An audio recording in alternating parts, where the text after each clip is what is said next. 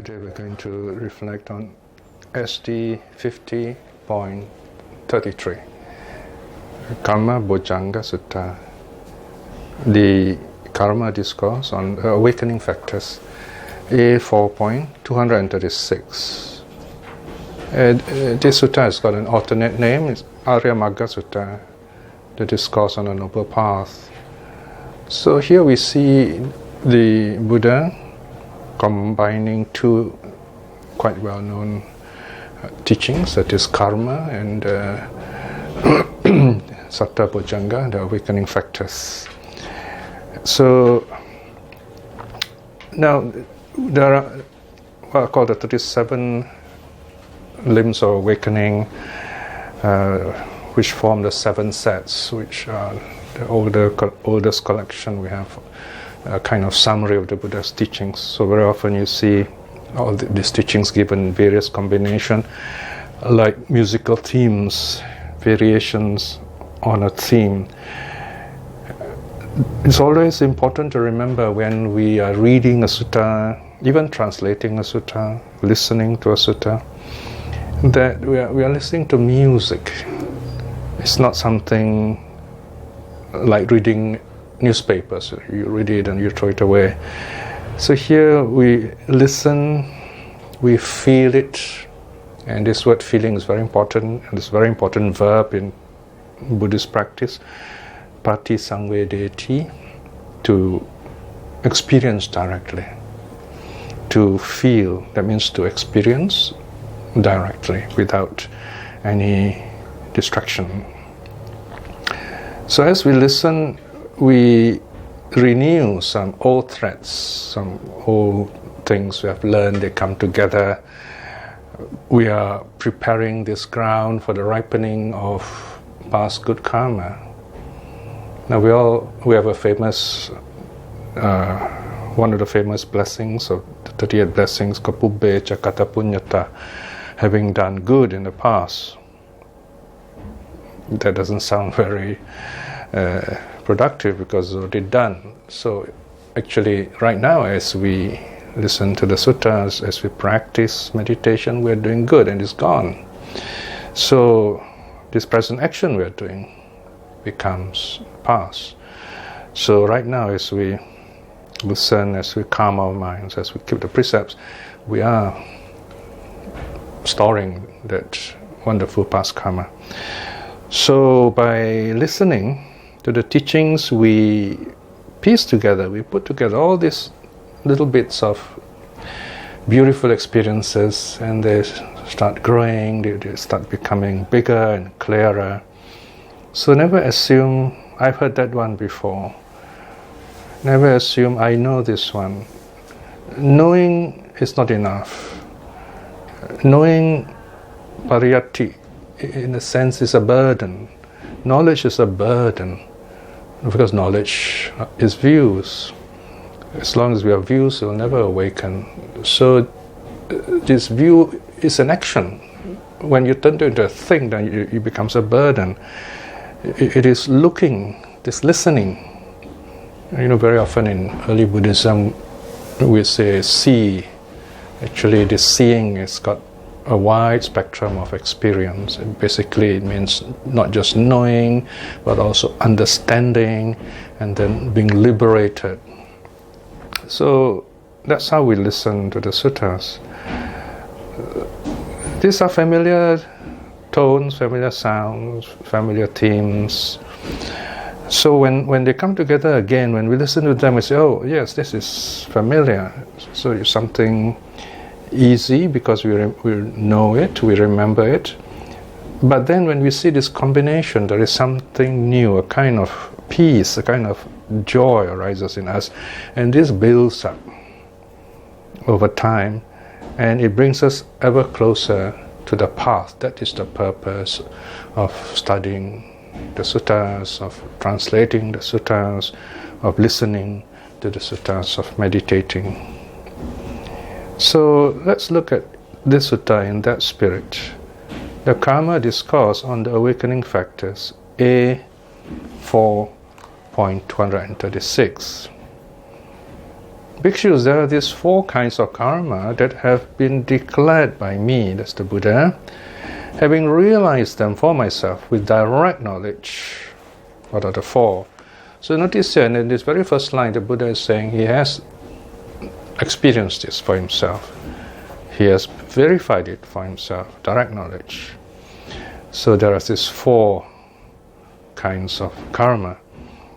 First, there is bhikshus dark karma with dark results. There is number 2. There is bhikshus bright karma with bright results. Number 3. There is bhikshus dark and bright karma with dark and bright result.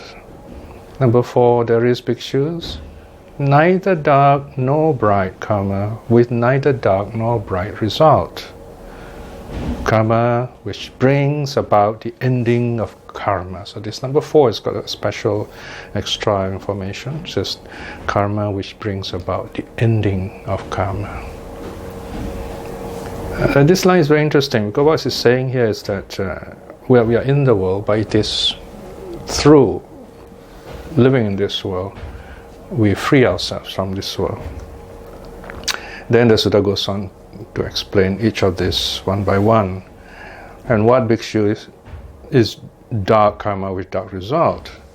Here bhikshus, one creates afflictive bodily formations, creates afflictive verbal formation, creates afflictive mental formations. So these are the 3 doors of actions: body, speech and mind, basically. And now I will kind of summarize the rest. So having created these 3 kinds of karma, or having acted to the 3 doors of karma, one arises in an afflictive world. So there is this fruit that comes to us, or we are born into this situation, or in this life itself we become this karma we have created. When one is touched by such afflictive context, here context means experience of the senses, one suffers afflictive feelings.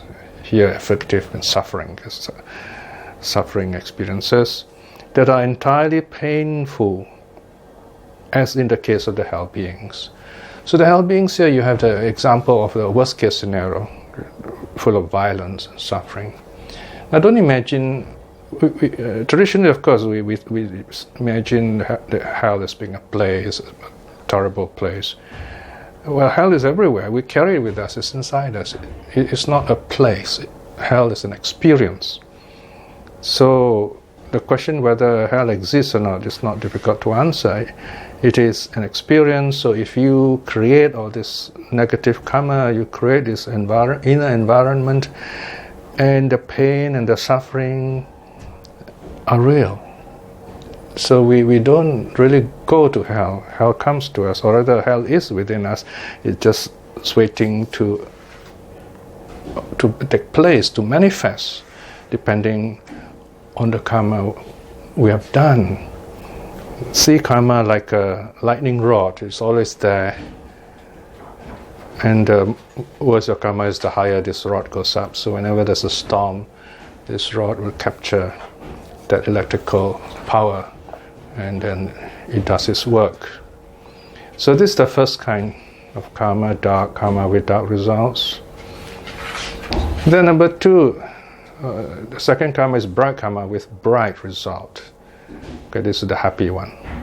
So here, again in summary, we have we create unafflictive action through body, speech and mind.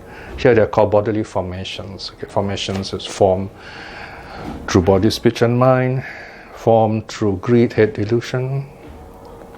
So we have the 3 doors of action, 3 kinds of karma. And these 3 kinds of actions bring 3 kinds of results, body, through body, speech and mind. And they bring unafflictive experiences or contexts, as the sutta, the technical term used. So here unafflictive means pleasant, happy, joyful.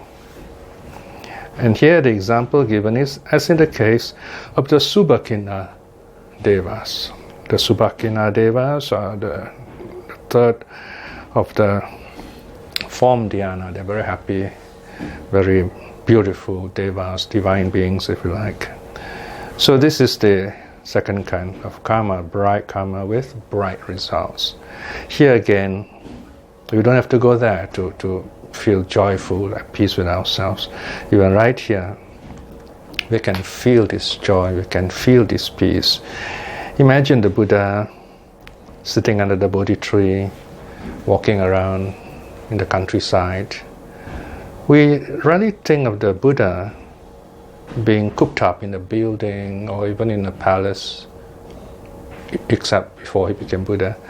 He's usually out there in the open, in a very spacious place. Space is a very important symbolism, has a very important symbolism in early Buddhism. It represents what is good, what is happy. It represents heaven. If you think of heaven, you think of the widest space possible, spacious. Whereas hell, at the other end, is very tight, very close, very crowded. So we have this heaven around us. So when we close our eyes and meditate, we experience this inner space. So this is one way of looking at this good karma. Of course, things are not so easy. It's not black and white, as they say. In this case, it's both. So this is the third kind of karma, dark and bright karma with dark and bright result. So what is this dark and bright karma with dark and bright result? Here, our actions are normally mixed. It's not that one action is, well, in a sense, one action that we do can have kind of either or effect, if you like. Sometimes we're undecided, or we are not sure what we're doing, or we do not do it mindfully, or we do not do it with the wholesome mind. Then this action may have dubious results, in other words. So for example, someone who is good will, in a sense, see good in what we have done, but someone who is bad will see bad in what we have done. So that is one way of looking at it. It is something that can bring fruit either way, good and bad. So it has got bright and dark results. It can also happen to us in that way, depending on other conditions. Remember, karma is only one aspect. You have present conditions, worsening the karma or lightening the karma. So karma is not a fixed thing.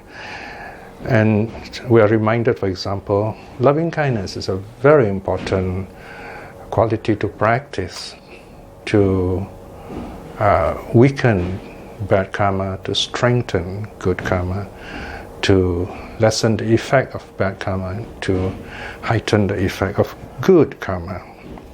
So loving kindness is very important. With loving kindness, you feel happy. So loving kindness and happiness, these two aspects, help us to cut down negative karma, promote good karma, to help us keep the precepts more easily. When you're happy, when you feel with loving kindness, you find it easier to keep the precepts. So those are the well-known three kinds of karma. There's one more point before I go on. So here the Buddha says, okay, what kind of example do you get here? This third case of dark and bright karma with dark and bright results. Here in section 4.5, last line, the Buddha says, as in the case of humans and some devas would be the sensual devas mostly, and some lower world beings. What is lower world beings? Well, we can think of animals like our pets. Our pets, they can suffer pain, suffering, or they can enjoy a very good life.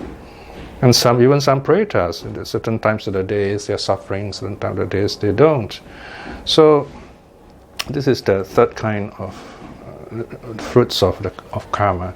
Now what the Buddha wants to highlight is number 4. So all these first 3 karma are just preparing us, and now he's telling us the most important one is number 4. Neither dark nor bright karma with neither dark nor bright results. in other words, ineffective karma. Section 5. And what bhikshus is neither dark nor bright karma with neither dark nor bright result. That brings about the ending of karma. So here is where the Buddha brings in the teaching of the 7 awakening factors. He says, they are as follows. The awakening factor, that is mindfulness. The awakening factor, that is Dharma investigation. The awakening factor, that is effort. The awakening factor, that is zest, or joy, if you like. The awakening factor, that is tranquility. The awakening factor, that is samadhi, or mental concentration. And the awakening factor, that is equanimity. So this, says the Buddha, are called neither dark nor bright karma with neither dark nor bright result that brings about the ending of karma. So this is a tool that brings karma to an end. So why is this highlighted in this case? The 7 awakening factors is an example of a progressive practice, starting with mindfulness. So it gives a very good summary of our meditation practice, our mental cultivation, our spiritual practice, beginning with directing our mind to this wholesome object, whatever it is.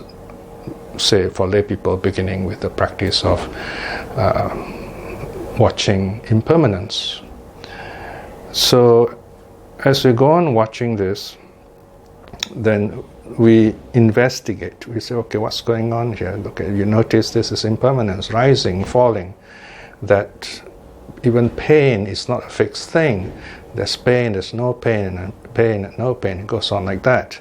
So you discover, you investigate, you discover these aspects. And this kind of makes it interesting, and you keep on exerting effort in doing this. You keep on doing it, you sustain it. And it's just, again, here it's like playing music. You have this piece before you, you focus, you look at it, you study the score, and then you look at your keyboard, you feel it, you play it, and then that effort brings you joy, zest, piety. And you just go on playing, you become the music. You are the music.